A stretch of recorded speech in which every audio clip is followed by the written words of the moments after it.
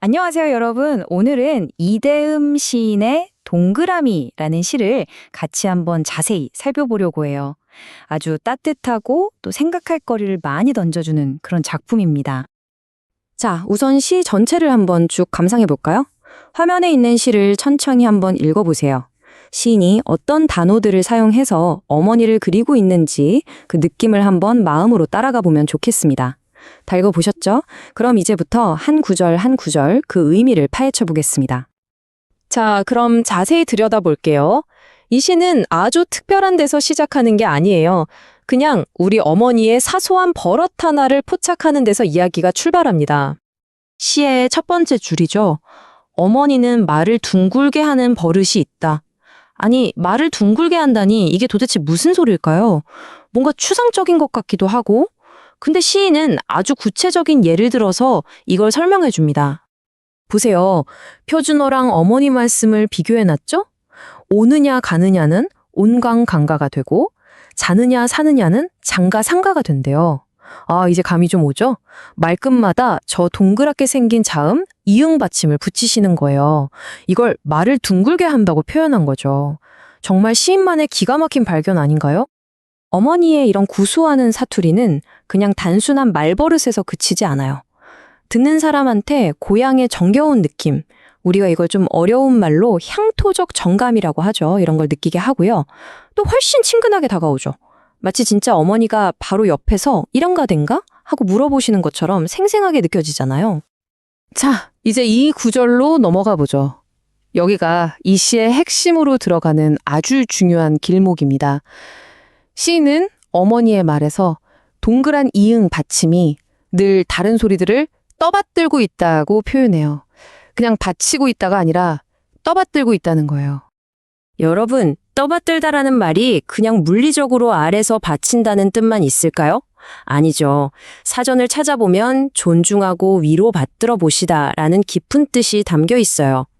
바로 이 단어 하나 때문에 어머니의 동그란 말버릇은 그냥 말투의 특징이 아니라 어머니의 삶의 태도, 삶의 방식으로 그 의미가 커지기 시작하는 겁니다. 차시는 여기서 멈추지 않아요. 정말 대단한 게 이 말 속에 담긴 떠받드는 자세를 어머니의 실제 몸, 그리고 어머니가 평생 살아온 삶 전체로 아주 자연스럽게 연결시킨다는 점이에요.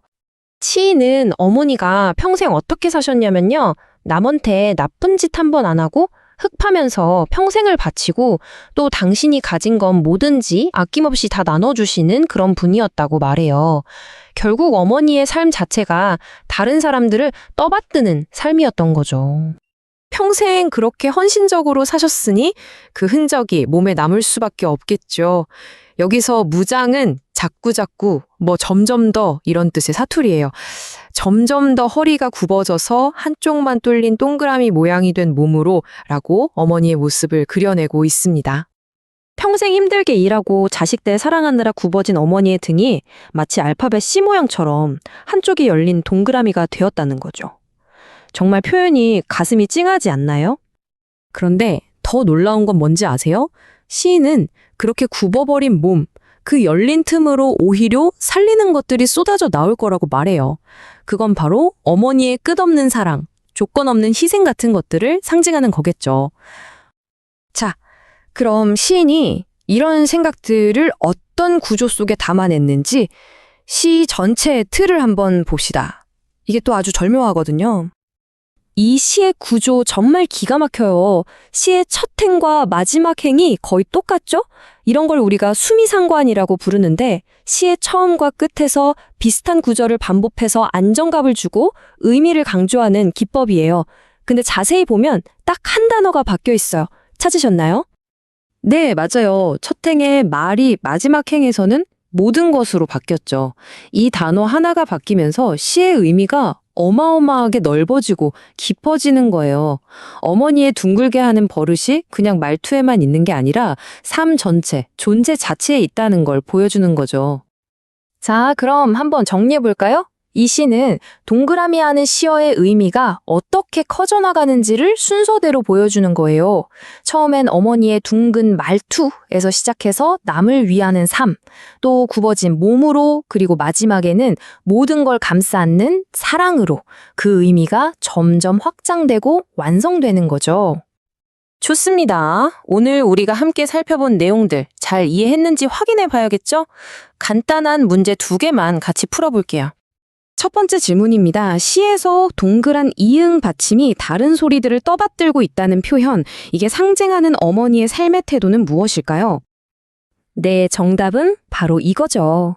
받침 소리가 다른 소리들을 딱 받쳐주듯이 어머니께서도 늘 다른 사람들을 존중하고 배려하고 또 자신을 희생하면서 남을 위해 사셨다는 거. 바로 그 이타적인 삶의 태도를 상징하는 겁니다. 자, 두 번째 질문. 시의 첫 행과 마지막 행에서 말이 모든 것으로 바뀐 것은 어떤 효과를 가져올까요? 그렇죠. 말에서 모든 것으로 바뀌면서 의미가 점점 더 커지고 강해지는 효과. 이걸 우리가 점층적 효과라고 하죠.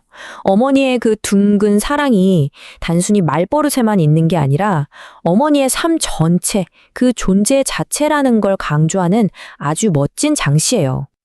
자, 오늘 수업은 이 질문을 여러분에게 던지면서 마무리할까 합니다. 이 시가 한 어머니의 삶 속에 담긴 따뜻한 동그라미를 보여줬다면 여러분 주변에는 또 어떤 동그라미가 있을까요? 우리를 묵묵히 받쳐주고 또 아낌없이 사랑을 주는 그런 존재들에 대해 한 번쯤 생각해보는 시간을 가졌으면 좋겠습니다.